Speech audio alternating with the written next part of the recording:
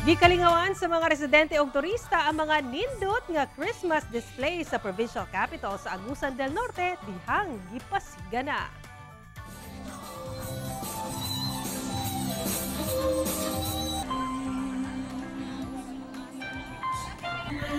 Nahingangha ang mga misaksi sa pagpasiga sa Christmas display sa provincial capital sa Agusan del Norte sa manining light show sa mismong building sa Kapitolyo. Hayag sab ang palibot tungod colorful Christmas lights nga gidisenyo sa mga palm tree ug syempre sa ilang giant Christmas tree nga mipawaw gayod sa mga bisita. Doon sa korteng reindeer nga gikalingawan sa kabataan nga nagpahulagway gayon. Tema karong tuiga mo ang Give Love and Share a Blessing, aging pagpasalamat sa kinabuhi ni Hesukristo nga mo'y tumong sa pagsaulog sa Pasko.